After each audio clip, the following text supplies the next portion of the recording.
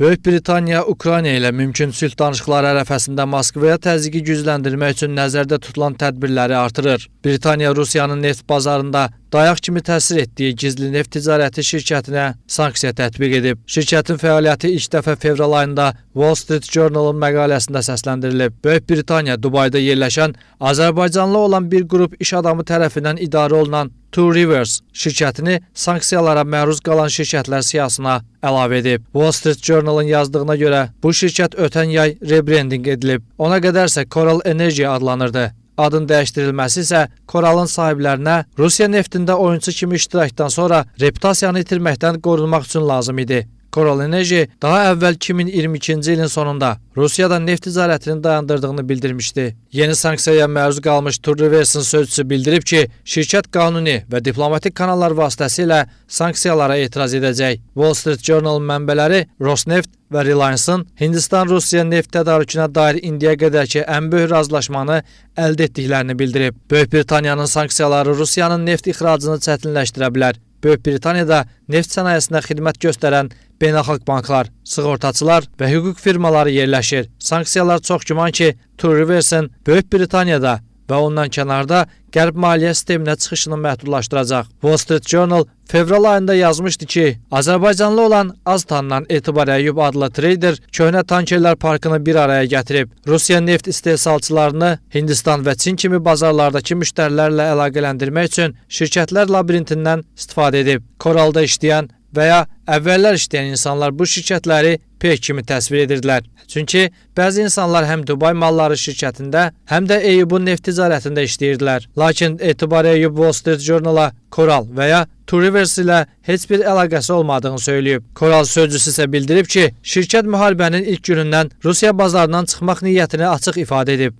Coral 2010-cu ildə digər Azərbaycanlı iş adamı Tahir Qarayev tərəfindən təsis edilib. Etibar Əyyub isə 2014-cü ildə bura qoşulub. 2018-ci ildə rəsmi olaraq məsləhətçi olmaq üçün ayrılsa da, Coral'da işləməyə davam edib. İşğal zamanı Coral Rusiya nefti ilə ticarət edirdi. Lakin Rosneft'in ən mühüm ticarət tərəfdaşı olan İsveçrədə yerləşən Trafigura ilə müqayisədə çox zəif idi.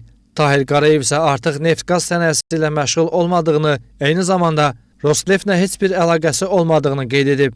Rosneft'in kütləvi neft ixracı bir müddət əvvəl Nordaxis və Bellatrix Energy adlı şirkətlər vasitəsilə edilib. Wall Street Journal'a görə bu şirkətləri Etibar Əyyub idarə edirdi və Moskvada Coral'da işləyən insanlar müxtəlif elektron post ünvanlarından istifadə edərək ticarətlə məşğul olurdular. Bloomberg News'un araşdırmalarına görə isə bu siyahıda Ədalət Kazımlı adlı daha bir iş adamı da var. Müharibə başlayandan sonra Hong Kongda qeydiyyatdan keçirilən Nordaxis Rusiya neftinin ən böyük traderlərindən birinə çevrilib. Açıqlanan sənədlər göstərir ki, Ədalət Kazımlı 2022-ci ilin mayında Nordaxis'in bütün səhmlərinin sahibi olub və artıq iyun ayında onları Dubaydakı holdinqə verib. Beləliklə o bir ay müddətinə 2022-ci ilin mayından iyun ayına qədər Nordaxis'in direktoru kimi siyahıya alınıb. Kazımlının istefasından sonra şirkətin direktoru vəzifəsinə İstanbullu vəkil Murad Sayın keçib. Bloomberg News'un araşdırma nəticəsində əldə etdiyi sənədlərdə 2022-ci ilin mart və avqust tarixlərində Kazımlının Türkiyədə fəaliyyət göstərmək və Coral Energy Corporation adında sənədləri imzalamaq üçün etibarnaməsi olub. Murad Sayın isə öz növbəsində Coral Energy şirkətini Türkiyədə təmsil edən vəkil kimi siyahıya alınıb. Xatırladaq ki, Tahir Qarayevə məxsus olan bu korporasiya ən böyük ticarət şirkətlərindən biridir. 10 milyonlarla barel Rusiya nefti ilə ticarət edib, lakin fevral ayında Rusiya ilə daha işləməyəcəyini açıqlayıb.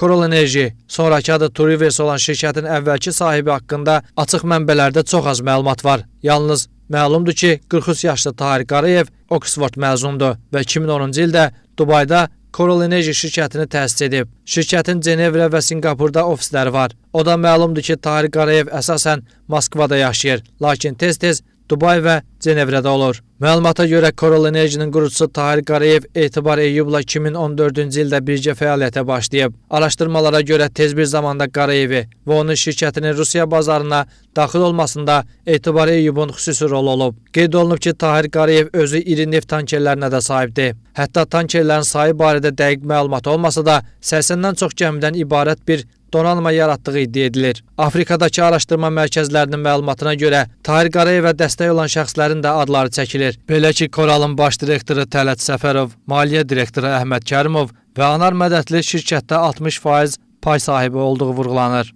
O da qeyd olunur ki, 2023-cü ildən həmin 3 nəfər Tahir Qarayevin payına düşən hissəsini ödəyərək, şirkəti sənədləşdirərək öz adlarına keçirirlər. Bundan sonraki proseslərdə şirkət öz fəaliyyətini Afrikada, daha dəqiq desək, Cənubi Afrika Respublikasının paytaxtı Cape Town'da davam etdirir. Şirkət adı da Elorda Two Rivers olaraq dəyişir. Bəzi məlumatlara görə Türkiyə şirkətləri ilə problem yaşayan və onları müflis etməkdə ittiham olunan Tahir Qarayev və Coral Enerji şirkətinin digər məsul şəxsləri barəsində həbs qərarı çıxarıb. Amma dərhal bəlli olub ki, şirkətin bütün məsul şəxsləri hüquqi əlçatmazlıq zonasında Rusiya, Birləşmiş Ərəb Əmirlikləri və İsveçrədədir. Wall Street Journal məqaləsində adı hallandırılan ikinci şəxs. Hazırda ən çox müzakirə olunan Etibar Əyyub barədə də məlumatlar hədsiz azdır. Onun şirkətinin və özünün mediadan uzaq qalmasına çalışdığı barədə məlumatlar var. Məsələnin diqqət çəkən məqamı isə bu şəxslərin Azərbaycan şirkətləri ilə heç bir bağlılığının olmamasıdır. Onlar Rusiya neftinin treyderləri kimi çıxış ediblər və əsasən Rusiya, Avropa